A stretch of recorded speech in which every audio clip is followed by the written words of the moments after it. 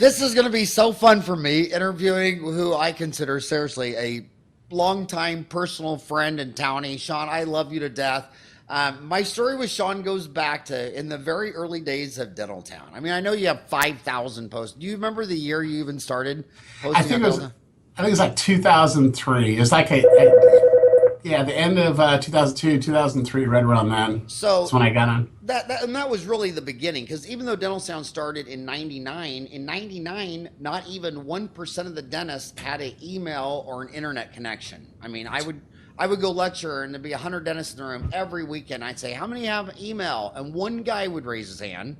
And then I walk up there and I say, "What's your email address?" And he said, "Oh, I don't know. It's written down somewhere at my work." So it was about 2002, and when people actually started getting internet connection. But what I loved about you so much, and I couldn't believe you do it, is these guys would be posting their cases, and they would be complaining about the lab, and you're the only one with the guts and the balls to get on there and say, "Dude, look at that impression. Uh-huh. Stevie Wonder could do it better. You still have the cotton roll in the impression, overlaying the margin." Or I mean, you just had the guts and the balls to stand up to these dentists and say, "You could do it better. You could send in a better impression." And man, you were always there, day in and day out, helping any dentist on Dental Town how to do better crown and bridge. You can't do great crown and bridge lab work with Shaun if you're sending him crap. And you shared so many helpful tents for so many years. Shaun, I think it's guys like you that actually built Dental Town. Seriously, I mean that from the bottom of my heart.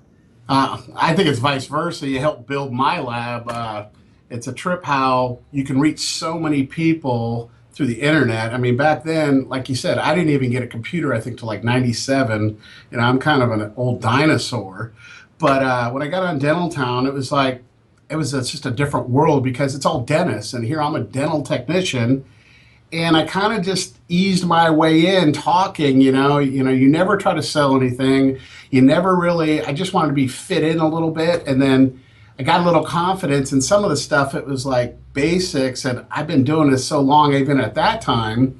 And I was like, "No, well, you can do this, this, this, and it'll work." And there's like a lot of ways to skin a cat, but it was kind of neat that I was able to be accepted, being a lowly dental technician, that these dentists are all smart dudes and, you're a doctor. I mean, it was kind of neat that after the first few times of being able to interact with dentists, then you'd go home and it's like, fuck you. I mean, the first few years of Dental Town, I was like obsessed. It was like, dude, my wife's like, "What's wrong with you?" And I'm at 6 o'clock at night, at the dinner table, and my mind's just going a million places. And yeah, well, this one doctor I was talking to, and he gave me crap about this, and then I got on this guy about this, but it's kind of camaraderie, but yet it's kind of helping guys get better and just do things, differently sometimes. And it was really neat to be able to interact with the guys online, and then to be able to have them send me some work and see what they're doing and work with them and stuff like that.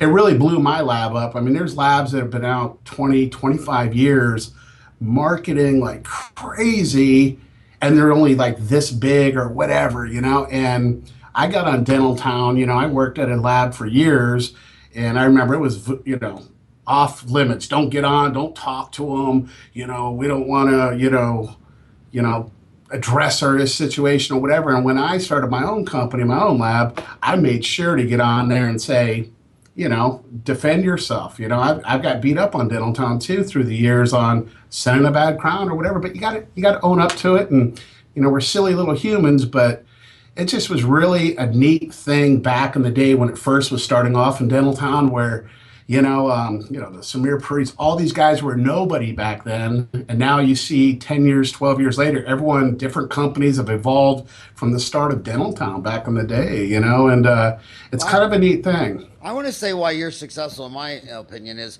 hard. You said that when you got in downtown that you were just a lowly lab tech amongst these dentists, and Harvard Business Review has been doing a series of articles saying when they study successful CEOs like you, I mean, you've built $1 million business, that humility is usually one of the top 2 or 3 traits that you could identify the CEO because they're humble. So it makes them listen.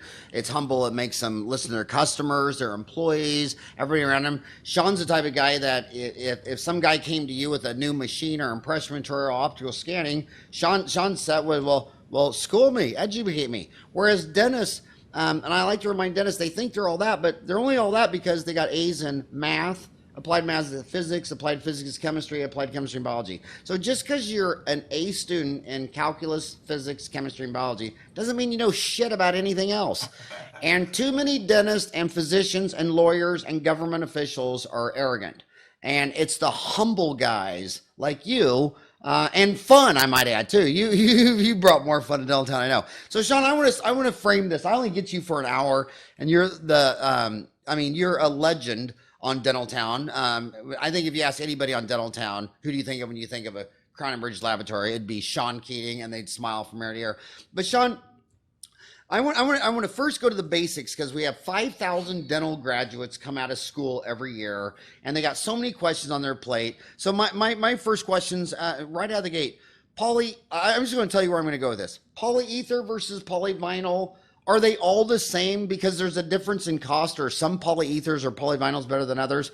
Number two, I've got $300,000 of student loans. I just bought a practice for $400,000. This CAD CAM machine, this CERAC machine's $100,000. These optical scanning machines are huge. Some of them, they want 50 grand. Some of them will put it in my office for free and I got to pay them money per scan. So cover the impression. Polyether, polyvinyl, optical scanning, take it away. I know it's a lot on your plate, but I know how many incoming impressions have you seen versus a single guy sending you an Impergum? I mean, you see it all coming in. What matters on quality?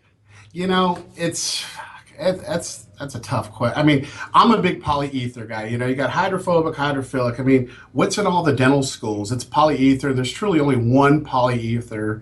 It's Impergum. You know, they've spent billions of dollars to develop it. Why has no one else really developed a true polyether like 3Ms? And there's a reason, because it's just, there's nothing better out there in my book, more consistent. I know a lot of guys love the polyvinyl, and I think all the polyvinyls in the world are probably made by 2 or 3 companies that just color code it and send it off to different distributors, blah, blah, blah. Impergum's going to cost you more per impression. Taste is not that good. It's got a little zing to it. It's improved over the years. But you know what? I can pour an Impergum up 3 times and get with 20 microns of each pour, where I can pour a polyvinyl twice, and it's night and day in some of them. And then just the mixing and matching of guys using this. I mean, everyone's kind of going to the cheap route, like on the polyvinyls, like, I just don't get that part. It's like, dude, you're spending all this time cutting these beautiful preps, and then you're coming in and trying to save $3 on an impression because you can get this polyvinyl because you got a coupon from your rep, and you're buying an Impergum. I mean, it's just, there's nothing better. I mean, it does pull out perio-involved teeth here and there, and there's a few things, you know, but it's just something.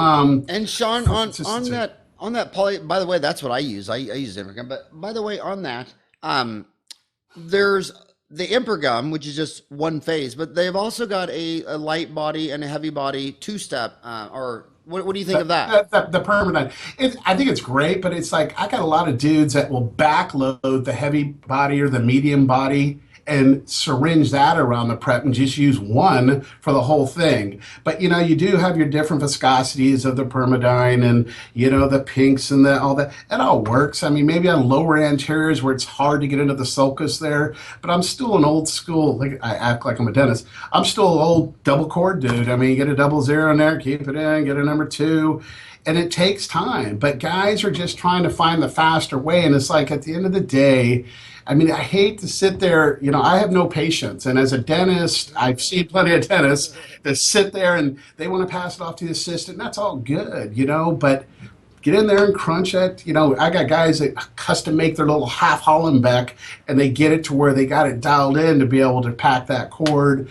And it's been around for a long time, and you know, they got all this new stuff out, the Expacils and all this stuff. I mean, and even Dr. Hornbrook here likes that kind of stuff, and he uses his laser. And I don't know, I've been doing this for 30 years, and I've seen a lot of Crown and Bridge, and the guys that are the most consistent, and the guys that do $2-3 million a year, that send me $20,000+ lab bills every month, that are consistently having restorations go in, are my Impergum guys, you know. But then You know, Okay, so I have to agree with you there. I think we're the same age. I'm 52. Are you? You said I'm 52 and I'm August 18th. I think you're the 15th. I'm So August. You're August 18th, yeah. and I'm the 29th.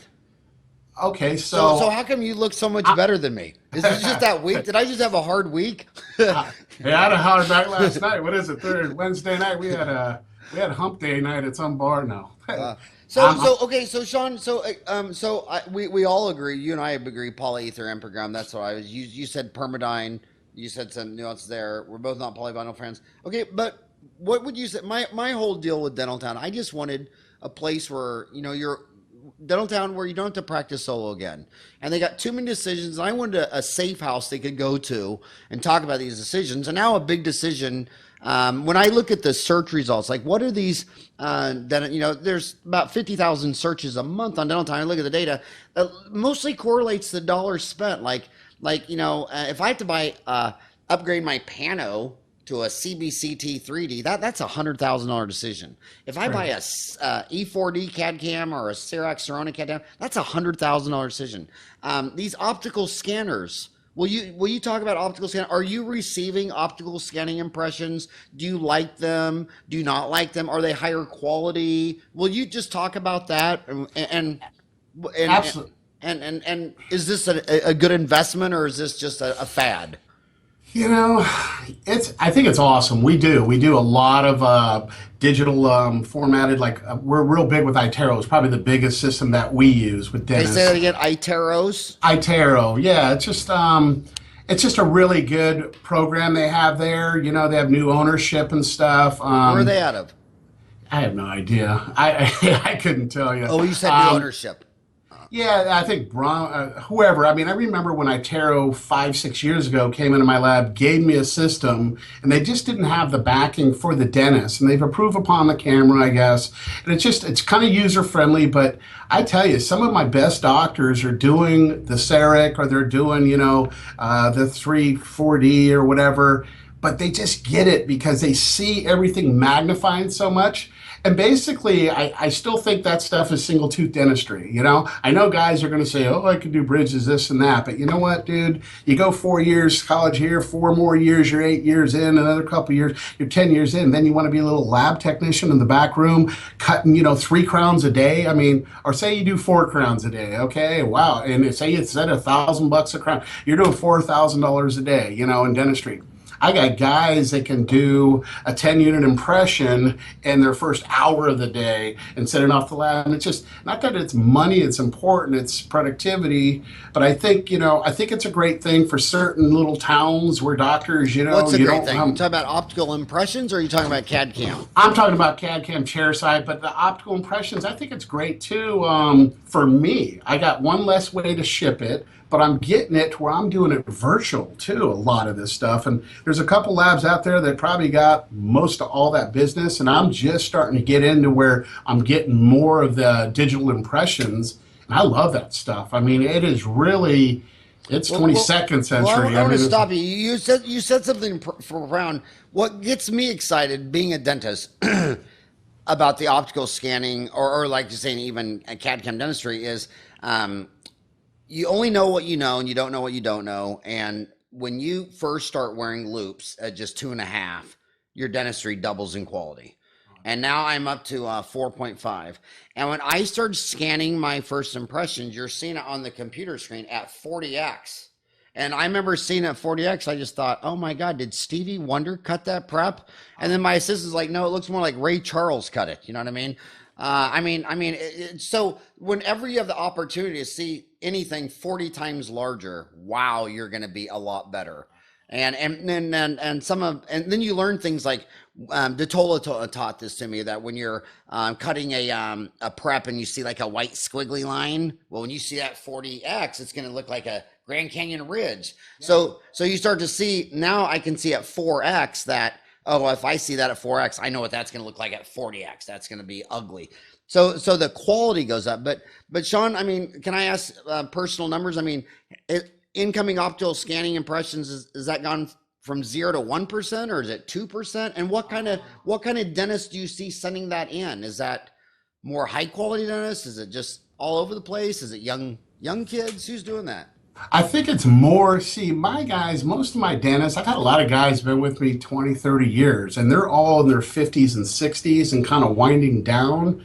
And it's kind of hard for them to take this new technology and run with it. So I'm seeing more of the younger guys really embrace this technology, and they're very techie kind of, because it's not easy. I mean, it's, you look at some of the stuff online that, the Samirs and these guys that are teaching over at Scottsdale, and that's the top 1% of those guys. That it's kind of like when you're looking in a dog magazine and you see this breeder of this dog. That's the one dog out of 1,000 of them. And it's the same thing in dentistry with this dude that does a gazillion teeth, back of the mouth that look okay, but he has one that just, and it's just kind of, it's not everyday reality when it comes to it. It takes really good hands. You can't just buy a machine and think you're going to be a better dentist. It's going to take months and months and muscle memory and fast twitch muscles, how athletes do it. Same thing in dentistry on how you're going to embrace this technology. It's not going to make you a better dentist. It's going to make you work harder to become a better dentist. I mean, like you're saying with the magnification, I look under just freaking 5x, 10x under for just alloy. When you cast an alloy and you look under it and you're working under microscopes, we have what's called ocular micrometers, where it tells you, 20 microns, 40 microns of space, this and that. And, so you're looking at margins and, you look at this margin and it's like this wide. You think it's all crisp, but it isn't when you get under magnification. And same thing with casting. You're casting and you get an alloy that is porosity, and inside of your castings looks like the freaking Appalachian Mountains or the surface of Mars. And it's like, dude, and you don't see that till you get magnification. And it's the same thing in dentistry. You start doing preps where you doing the machine with the picture, and it's not going to let you go to the next level unless this thing is smooth, and there's certain ways you can bypass it by pushing Control Alt 7X4, and you kind of got to be a total dweeb and learn that stuff. But when you get that down and just like I was never a gamer, our boys are, I have two boys, like you have four, I know, and my boys are 30 years old and 28 now. And those little bastards, when they were young, they would frickin' play these Marios and all that stuff. And they were so good, and I couldn't get it. It's like, oh, well, this guy pops out under here if you push this button. And I'm just like kind of dyslexic or, half there, I was never good. And there's a lot of dentists that will be like, not like me like that, but it's hard to do this dentistry when you're working with these computers and the systems, and it's going to take a little bit more than what just cutting a prep and doing an impression. It's kind of like analog and digital. Okay, so let me finish up hard on the optical and scanning. Do you recommend sending it? Would Shaun rather have a polyether Impergum by 3M or an optical scan coming in? What would be your preference? I like the optical scans, and I like the way it comes on a computer, and my people are, that it's neat. And what percent of your incoming impressions are optical scans now? Very, very little. I do like. I mean, is it 1%, 5%, 10%? Less than 1%. Less than 1%. Yeah. So it's still. So is that just by math? Would you say that's bleeding edge then, not really leading edge? When less than 1% of your incoming impressions are optical scans? I think it's an argument that's just bleeding edge then? No, I just think my dentist, I have like 300 or 400 dentists that send me work each month, not like 30 or 40,000. And I'm only doing like 10, 15, scans a week. So 10, 15 units, I do like 3,000 teeth a week usually. I do 500, 600 teeth a day, and I'm only getting 2 or 3 by a couple of dudes. I get a couple Ceric Connect guys. I get a couple Itero guys. I got one Cletus, Michael Collar, and I think he has the 3D or 3 shape. Slack jaw from slow. What do you call it? Slow. What's that? It's the hardest city in California to name. What is it? Slowbendo? San Juan or San Luis Obispo. Yeah, San. Who named that? San Luis Obispo. They call it slow, right? Great guy. So. It's kind of too early to tell, maybe. Is that no? Right? I think it's there, and I think there's doctors doing a lot of it out there. I'm not getting it. I'm not marketing for it right, or I'm just kind of on the infant stage with that. but I would love to do more. I really would. I would love to do more. I think our whole lab is shifting more digitally lately, and it's my sons, like I said, I mean, they're in charge out there on the floor of doing the CAD CAM and doing all the digital stuff, and it's just, I'm very proud to see that, and it's a whole paradigm shift for my lab. I mean, we're old school. I still do a ton of PFMs. We're By the still way, waxing and casting. every time I go to your lab, when I see your two boys working there and your wife, I see the sparkle in your eye. You're a proud papa, family man. There's nothing that gets Shaun more excited than when he sees his beautiful wife and his two boys in his company. It's the all-American family business dream. So now let's switch to CAD CAM. So, well, first, two things. In the 30 years you've been doing this, it's really gone from all PFM to now all monolithic, right? I mean, is your PFM business going down and EMAX going up? Yeah, well, it really is, and I can't believe how fast it's gone. I mean, we used to be like, tell me what percent of your PFM business has gone away, being replaced with something monolithic like an EMAX. I used to always be like about 80% PFM, 20% with my EMAX monolithic and my, layered zirconias. And now we're at about 50-50. And it's going down even more. I mean, what about porcelain to gold or porcelain to semi-precious or porcelain non-precious? I still do a lot, but it's down 50%. It's down 50%, but everything else is up like 150%. I mean, it's crazy how they've shifted over. And did that happen for all the right reasons, or did it happen because of marketing and advertising? I mean, someone like you is doing this 30 years. Is this a good thing, bad thing, crazy thing? What are your thoughts on all that? At first, I didn't no one likes change, really, when you think you know everything about your field and I'm really, really good at it. And then I get kind of kicked in the, gonads, like, whoa, we got to do this on computer for this kind of material, monolithic. And the monolithic kind of dumbed I'm not saying dumbed I mean, the first few years of it, it's not very aesthetic, and I didn't like it, and I didn't want to do it. No, just the full, my KDZ Bruxer, say, the full monolithic zirconia. EMAX I've always loved, but I went through Empress 2, got my ass kicked there a little bit. I went through the Eris, got my ass kicked there on the breakage and stuff, starting off my lab in 2002. So, but the EMAX has really come, and it's a home run, and, I've been with Ivoclar from day one, and they've been really good and helped train me, and, from Pat Signard, Bob Ganley, they've really embraced my lab, and they really work with me and try to help me from education and everything. And I really like Ivoclar, and I'm really, loyal to that company because they were there when I was nothing. And I think the EMAX is freaking beautiful. I think it's okay. Shaun, I'm going to stop you because within the United States, we have people that just walk. I look at the viewers and watch this. I mean, a lot of third year, fourth years listening to this, and on my podcast on iTunes, it'll be downloaded on every single country on earth. So I'm going to stop you for specifics. Williams, Ivoclar, Empress, EMAX. What's the difference between Empress and EMAX, and do they need to prep the preps differently or cement them differently? Will you just explain to our viewers the major differences from a lab in between an Empress and an EMAX? Empress is it's a good single tooth anterior type restoration. My EMAX, I love EMAX. EMAX should be bonded, obviously. They say it, but you got a lot of guys like, Coy's that I think he uses Unisem or something. I'm not sure on Coy's. Yeah, he uses 3M, the Unisem, but the other guys, which is the cement. Yeah. But so does Ivoclar say EMAX and Empress should both be bonded and cannot be cemented?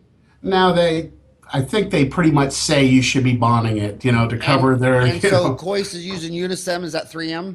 Yeah. So that's a cement, but it kind of bonded. It gets kind of the modules of elasticity. There's a lot of science to it, and I'm not a real big.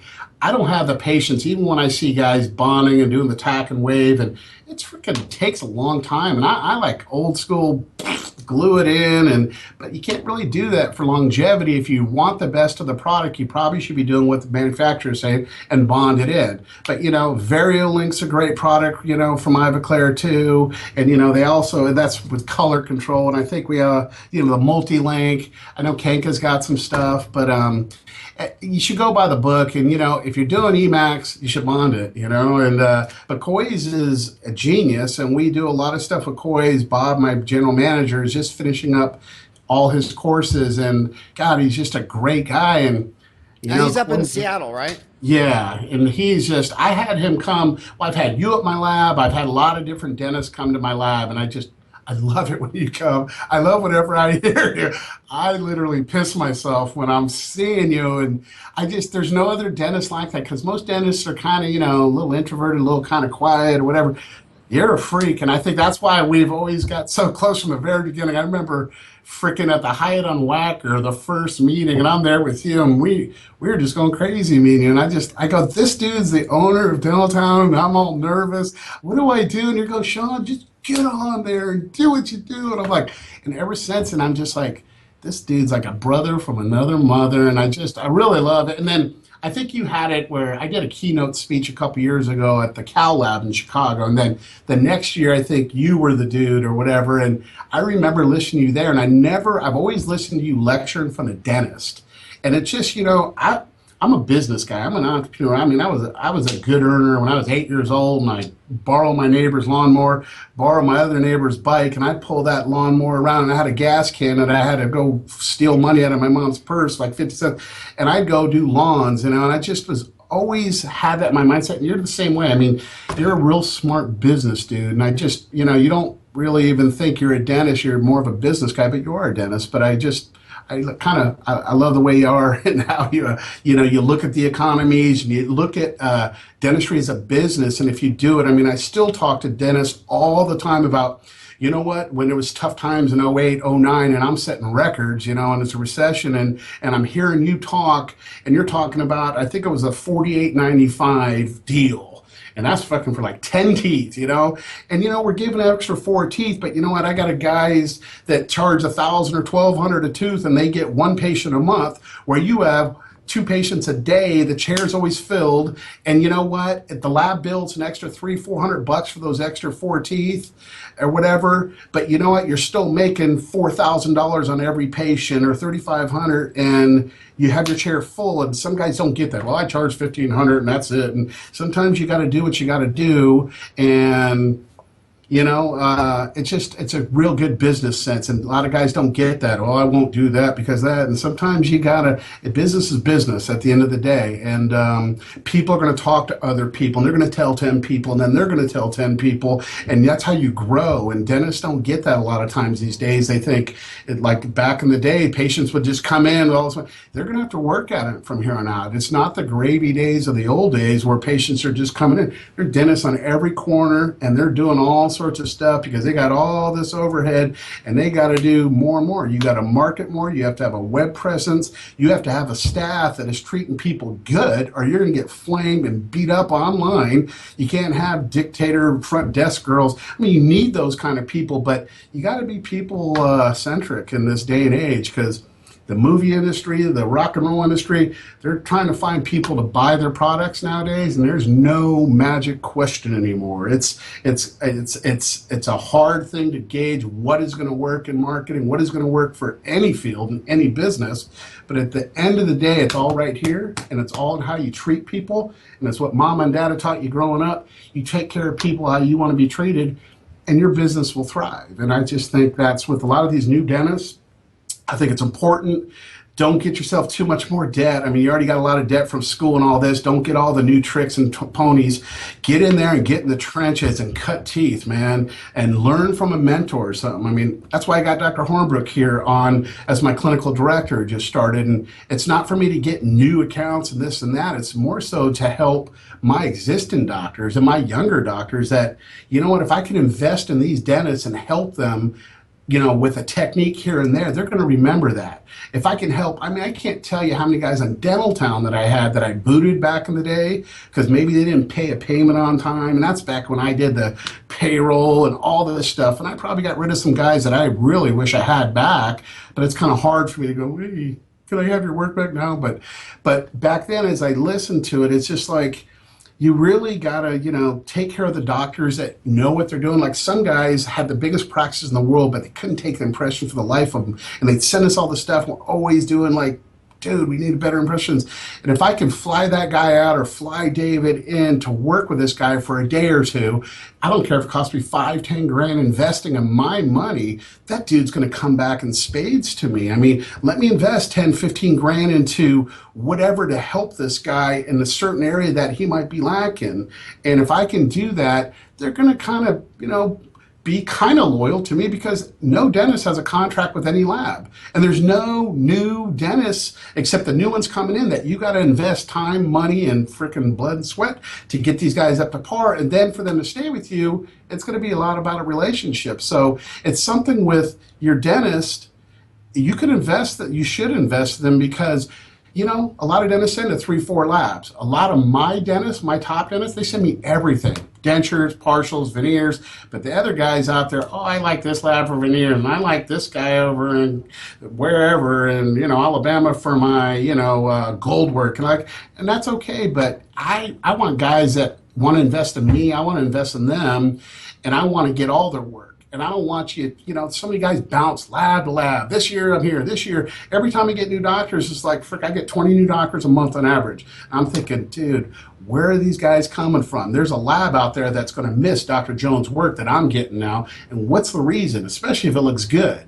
Now, does this guy, does he have an issue paying some bills? Is he bouncing from here to here? Is he having an issue with some lab work? What is the true reason? Because that's all labs do, is stealing other labs. Is not stealing, but there's not a lot of loyalty with a lot of doctors out there when they're starting off, and some of them, they'll just get pissed. So there's doctors out there that I'm not going to get for 3 years from now, but I keep plugging and I keep marketing and advertising and hoping someday when that lab does screw up, I'm going to get a shot. And I'm going to get a shot to try my best to make that crown. And it's hard to do a couple single crowns here and there to win a doctor over. I want the doctor to send me something nasty, something big, and send me some gold work, send me some implant work, send me some, hybrid, bar removable cases, send me some freaking, tough, 4 to 13 veneer cases, and do something that you need it in 2 or 3 days, 3, 4, 5 weeks. I hate that. Teeth are moving every which way. You want someone back in a week or two.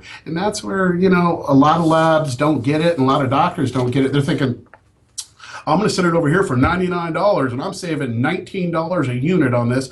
But then you go to the chair and, if someone's in that chair or not, if you really did your numbers and seeing what it costs to run that chair, it's probably $300 to $500 an hour if someone's in it or not. And then you got chair time where you're dicking with this and that. And at the end of the day, you know what? I do 10 crowns a month. I'm saving $200 a month, $2,400 a year. But if you looked at the end of the year, I tell guys all the time, they send me like 8, my crowns. Well, you're 119. I can get these for $199. I go, do these for me all year, and you know what? I'll pay you the difference. If you don't, at the end of the year, I'll give you $2,000. If you don't think these are much better looking and going quicker, and they're just trying to save pennies to lose dollars in so many situations, and so it's just, I don't know. I just kind of go on forever about it, but it's just kind of, find someone, a lab that's good for you, embrace them, try to work with them, and you know what? And worry about all the other stuff. The lab should be the least of your worries. That's 7 to 10% of your whole bill, how you run your company. You should be working on your staff, getting them trained better. You should be working on, your protocols of follow-ups with patients, get those dentists calling every patient they work on. Call them at nighttime when you get home before you have your Manhattan. Give them a call and say, Miss Smith, how's that tooth doing? How you feeling? And, my dentist does that. Dr. Tassie at Irvine, I'm like, dude, what are you calling here for? I went in, for cleaning and I had a crown. Oh, I just call everyone. And I just think that goes far. I do that for all my dentists. For all the new doctors, I'll QC the case at the end and call them, try to meet them and say, hey. And like, is there a problem? I go, no, this is Shaun Keating. I'm just calling to say hi. And God, thank you for trying me. And I hope, we can work together, and feel free to call me. And they get blown away by that. But that's just basic customer service. And, I think that's important with dentists, especially young guys, to get that work ethic, to get that, heart, and get that with your patients, and you'll grow and you'll be fine. Shaun, help me out here with a very specific question. There's a lot of dentists that they just opened up their own practice. They're 5 years out of school. They got $300,000 student loans. They put $400,000 into a practice, and now they're thinking, Okay, now do they need to get a CAD cam? I mean, it's $150,000. It's half their student loan debt. To be a high-tech modern dentist, do I need to buy a $150,000 CAD cam machine? I wouldn't. I would not. I mean, it's something that I think you should learn dentistry first by, doing dentistry. And, if you're going to come out of school and go straight into that, you're always going to be kind of doing single tooth dentistry. I think you can do, it's like connecting the dots. You can do bridges with it in the future, but I just don't think that's a great investment myself. I truly think, to get in and learn how to run an office and what dentists are going to mentor you. I mean, you can't come in and just open up your practice. Some guys can, super special guys, but myself, I wouldn't. If I was a dentist, I would not. If I was a dentist, I would come in and I would learn how to do the crown and bridge, but I'd probably go in and specialize in something like endodontics. Like my oldest brother's an endodontist. Your oldest brother's an endodontist? Yeah, that's how I did not know that. Yeah, he's in Greensboro, North Carolina, and he was going to dental school, when I was like in 8th grade. I'm the youngest of 4 boys.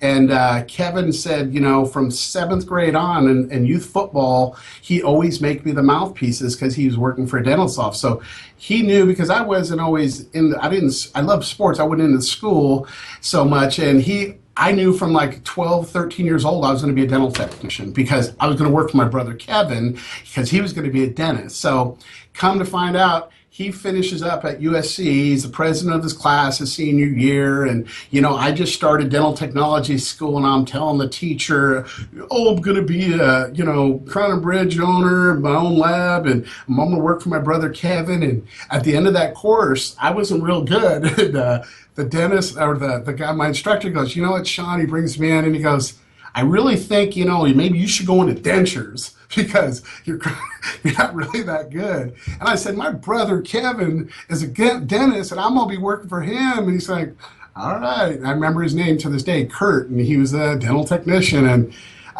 yeah, that's kind of funny. But so then my brother tells me a couple years later, well, Shaun, you know what, dude? I'm specializing in endodontics. I'm never going to do crown and bridge. I got to practice limited to endodontics. I'm like, huh? What, can I make posts free? He goes, no, I just got. I'm like, what the hell? What am I going to do, my brother? And I remember that then, and he's like, well, you're on your own. And now, to this day, I tell him, yeah, remember you said, and now he looks at where I'm at, and he goes, damn, Shaun, and he admires me because he, a dentist only makes money when they're there working. And so, you know what? He has a partner that, he bought into 20 some odd years ago. So when he goes on vacation, there's no money being made. But he goes, with you go on vacation all the time, and you have like 100 and some odd people working for you doing all your work. And I'm like, I didn't even think of that back then, but it worked out. So. What did the other 2 brothers do? They work for the city. Yeah, they just like city workers, for, whatever. Not in dental, though, but... Well, I got 4. That's neat. So you're my Zach. I'm going to start calling you Zach because he's my youngest of 4. Yeah. But back to the decision. I mean, it's a very, Shaun, I always look at the search data. And on Dental Town, if it's a $10 decision, it doesn't get searched much. But a CAD cam is a $150,000 decision. A CBCT's a $150,000 decision. Some of these lasers are $50,000. Yeah. So go more into detail, Shaun, because my whole motto is that you don't have to be alone.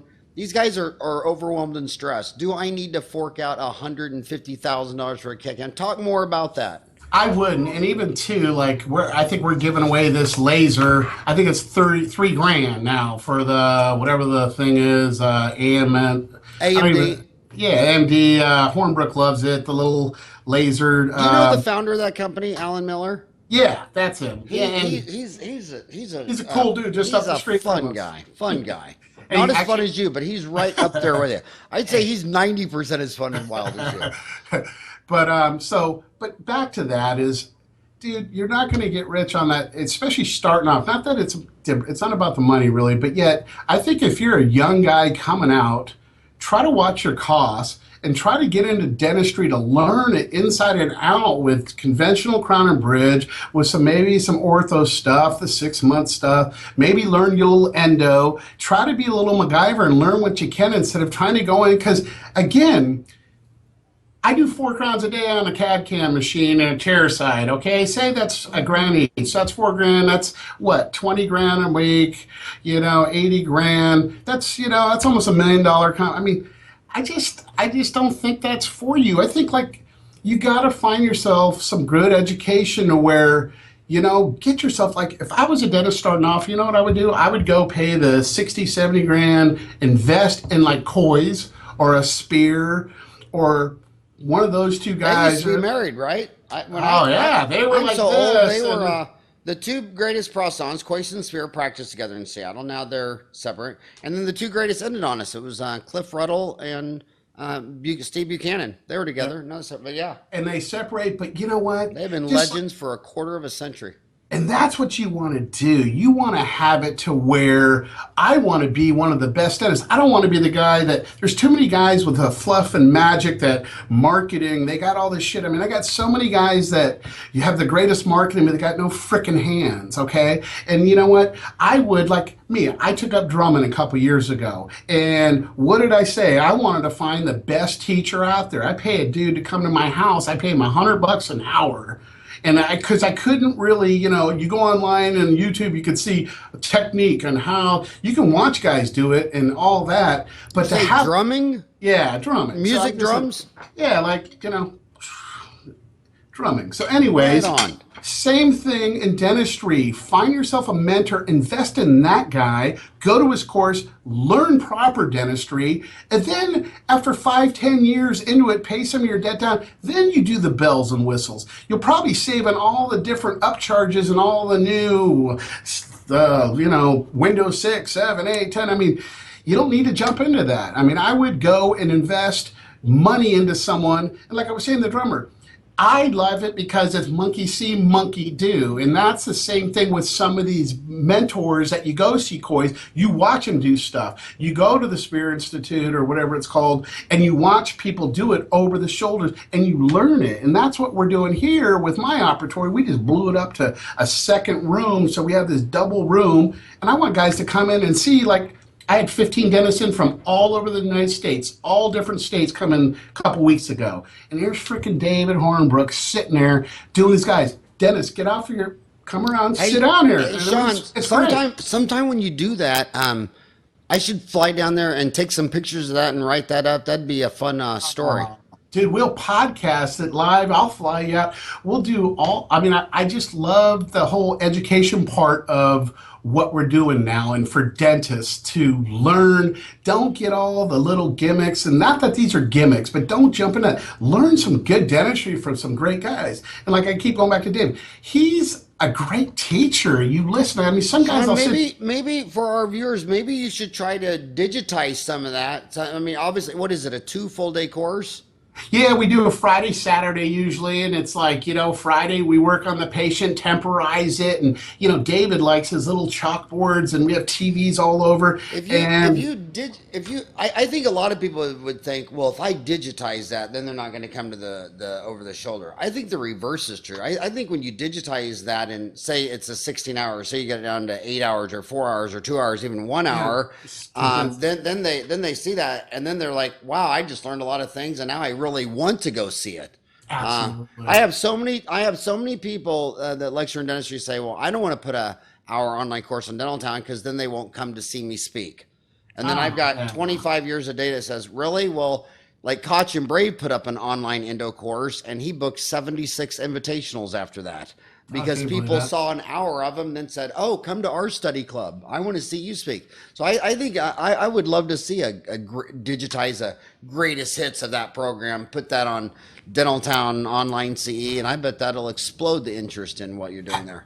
Absolutely. And you know what I think too is, it's great to do all these big veneer cases and all this, but I want daily bread and butter, single onesie, twosie type dentistry. So we're going to be doing podcasts just live or whatever, where you can come on. We can do it through Dental Town. We can do a little off of my website, go together. But I got 120 employees out here with 80 of them that need single tooth here and there. And it's not about whole roundhouses every time. It's about, isolation of a freaking molar, number 30, and what product are we going to use. But you can do short and sweet, 2-minute prep, whatever, 5 minutes here. And then out to the lab and we could just condense it all and do some neat dentistry, do some implant placement, do some different things, on day-to-day stuff. It doesn't have to be, I need a full rehab, full veneers, tack and wave, all this stuff. And because my attention span, I lose it real quick. But dentists, they're the same way. A lot of them, you got to grab them. And a lot of these guys that are older, they think it's above them. But there's still always stuff you can learn, a little thing here and there on technique, on what you can bring back and change. And especially for the younger kids that really don't have the structure and set ways of doing proper dentistry, they can learn over the shoulder, online, with a podcast or stuff like that. And I've never met anyone ever that didn't love you and David Ornberg. I mean, that's two lovable teddy bear guys, because you're so down to earth. And David, some of those teachers make you feel bad. Yeah. It's like they talk down to you. They talk down to you, make you feel bad. And you and Dave are just nothing but positive karma, chemistry, love, all that stuff. So I want to, I'm down. I can't believe this is 3/4 done. I've only got you for another 15 minutes, but it's a solo dentist sending you their work. Okay. You get to see incoming work from 500 people. What is the low-hanging fruit you could be telling this individual dentist about? We talked about impression reels, but what about preps? I mean, what are good quality practices of successful dentists fastly inserting crowns on their prep design? I mean, because a lot of individuals dentists say shoulder, and then you say not a bevel, but if you do a shoulder with a bevel, isn't it just a bevel? I mean, will you talk about preps? Is occlusal reduction still a big problem from your end, or is that really not a problem anymore? Or talk about the low-hanging fruit, an individual dentist in Parsons, Kansas, sending his preps wondering, I wonder how mine look like compared to everyone else's. Yeah. I still get old timers doing a slice prep, the knife edge, and that's kind of tough to get a proper emergence profile. When you have that slice prep, it's like I got to bring a material down, even if it's an alloy, then I got to bring an opaque down, and then I got to bring a porcelain down, and then I got to have that flat to where it's a flat or negative emergence profile. On a knife edge, it's tough. We can do it, but I like a sloping chamfer, 0.5 millimeter in depth. I don't need a 90-degree millimeter depth shoulder anymore. Half the time they go ahead and turn the freaking middle of the prep into a light bulb, and it's just over reduction. You don't need it. A sloping chamfer circumferentially, and you could do any kind of restoration on that, because I can get a flat negative merge profile, because that's what it's all about. You want something kind of growing out of the tissue, even if it's just a little bit sub, you want it, especially if it's supra, you just want it kind of growing out of there. I like a sloping chamfer. I still get some guys that are doing these beautiful shoulder preps, and they polish them, and I think it's so important for the dentist just to remember, take off all your sharp angles at the end of it all, do it. I mean, I can have preps every which way and adjust them myself, but if I don't have isolation of that prep where I can see the margin, it's killer. I mean, because the first thing is fit, then we work function, then we work aesthetics. And you know what, if I can't get fit, we're screwed on all of it. It doesn't matter about everything else. It was fit first, and then function, occlusion, and then aesthetics, So it's just important that, you get all three of those, but fit is foremost. But, I still got a lot of shoulder bevel guys, and these bevels, it's like, fuck, they never finish the end of the bevel. It's like, well, take the bevel as long as you can. It's like, at the end of that shoulder and that bevel, you should have a finish line at that bevel. And, for truly, it's kind of like that bevel is like a knife edge again, A bevel should be, the size of the bevel should be a metal margin, It should be a metal margin and everything that has a bevel, because that's where you have to finish it. You can't get a flat profile with a shoulder bevel and you're trying to bring porcelain out, and it's just so freaking bulky. It's just, but I got guys that insist. I got this guy in New Jersey, freaking Frosty, Lee Frost. I love my bevels, Shaun, and he won't change it. But that's okay, we do it, and they could be a little flatter sometimes, and it just, they should, be flat emergence profiles and everything, because otherwise you start blanching tissue, especially if you're sub a little bit, and it's just not good. But I'm a sloping, just a light chamfer, half millimeter. And it seems like when people want to have a case and they want to post on Dental Town or put it in a Dental Town magazine or something, some of these guys look like they're spending a lot of time just polishing the prep. And is that for photo delivery, like putting a parsley and an orange sliver next to your steak, or does that really help with fit, form, and function? I think it's for cosmetics, for pictures. I mean, if you have a nice prep that's porous and not all polished up, I kind of think you're kind of closing up, tubules, or I don't know. It's just I think there's guys that are great photographers, and they just take their time on these preps, and they polish them. I mean, there was one dude from freaking another country, Bogziting or something, Bogazia. That dude does some great dentistry, and I'm just looking at him, and he just has a little pumice thing that he polishes it. I wish my dentist did half the effort and time. I think it looks good. I think it probably does help a little bit. I don't think it helps with adhesion, but I think anything you do, you can have a prep, and there's guys that you got bird cuts and everything else, and you don't want any sharp angles. And what I do, I go in and do 20, 40 microns of dye spacer, and I try to alleviate all those sharp edges, where a good dentist should, at the end of it all, when you do your prep, go through and take all those, sharp angles and polish them up a little bit, or round them off at least. But I think it's just the other doctors that are truly really good with photography, that really know how to get that flash and all that. But that's not. That's By just the way, that's rare. that dentist you mentioned, I'm lecturing for him next month in Albania. Albania, that's where it Albania, is. yeah. I gotta go to Albania and Romania Is next. that by Kazakhstan? It's a fun reason. So Shaun, we're down to 8 minutes. You see so much incoming work. Another big question they're always asking me. Probably the most common crown on a human in America is a first molar.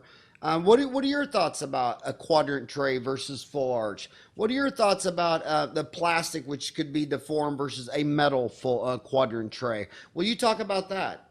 I do a ton of triple trays, and I love them. And you know what?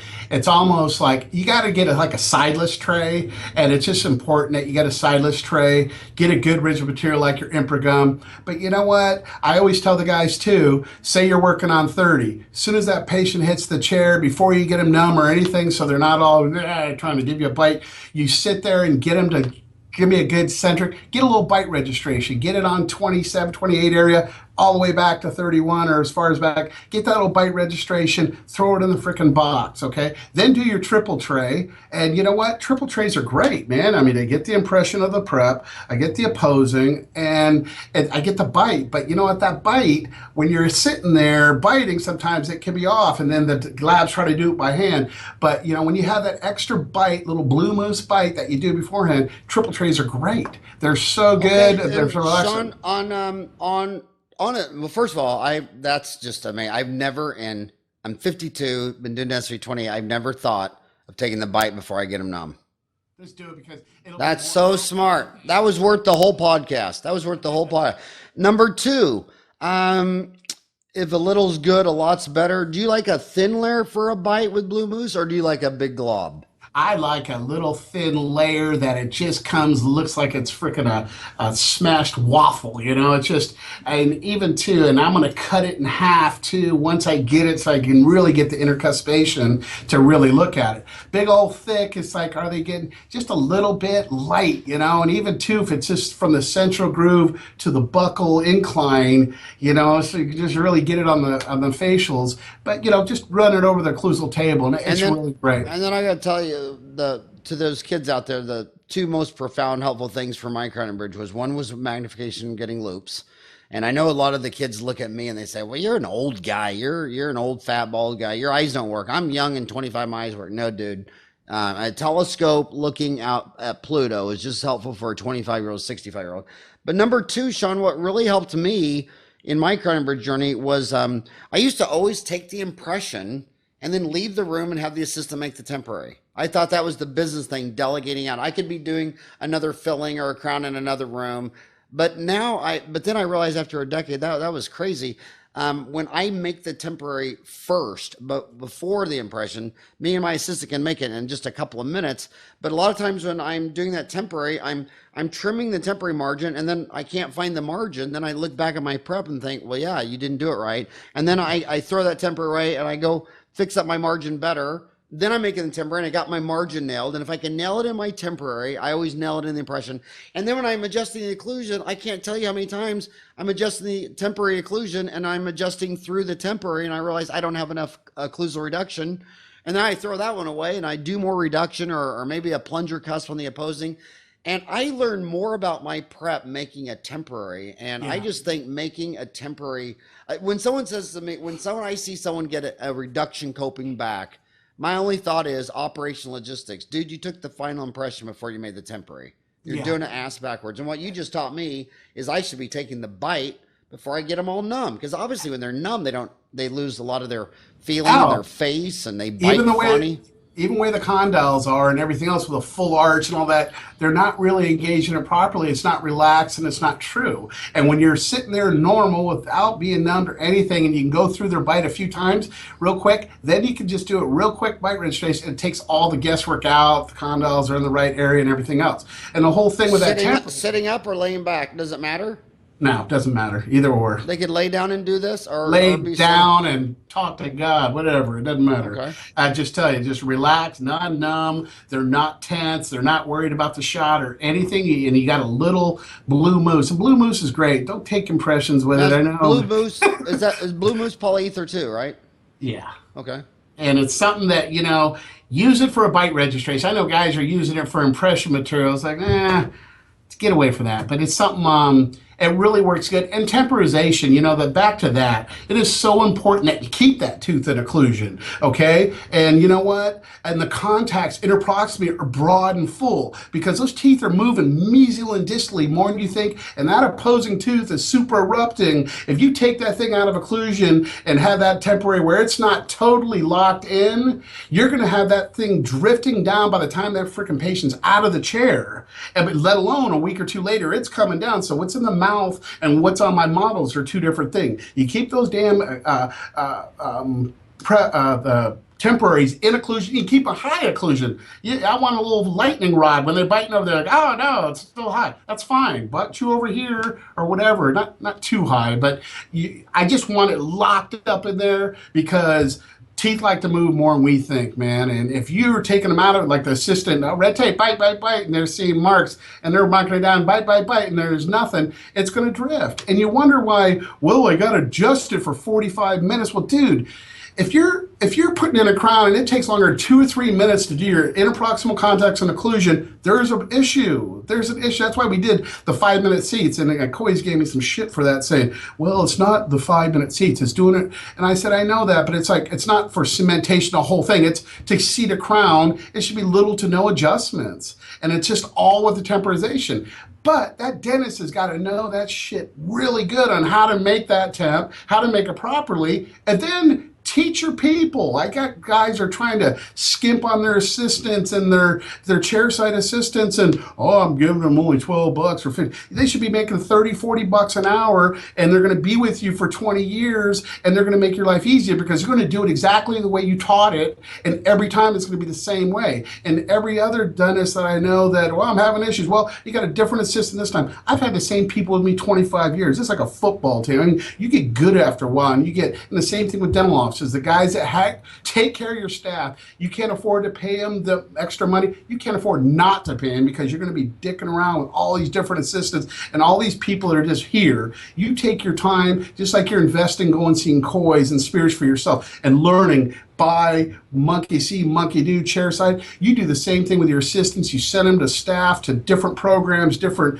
treatment planning for patients, different techniques, and how to do the best temps. And if your state allows it, you let them do that, and they do it perfect every time. And it's the same 1, 2, 3 steps, and you don't deviate. And you do that over and over, and you have successful, consistent restorations. And too many guys are trying to save on their assistants. That you're only as good as your people. I don't care if you're a plumber, a painter, whatever business, you're only as good as your people. And if you don't take care of your people, pay them good in education on what they should be doing the proper way, you do that and you'll be successful in your life. You'll go home at 5 o'clock every day or 3 o'clock and work your 2-3 days, and you'll be so successful and so much peace of mind, because you're doing good dentistry and you have staff that wants to work for you. I mean, I get online and I see these guys talking about bonuses at the year end and how much they're paying or how they don't want to pay. You know what? That's the guys that are never gonna be anything. They always have what they've always had because they always do what they've always done.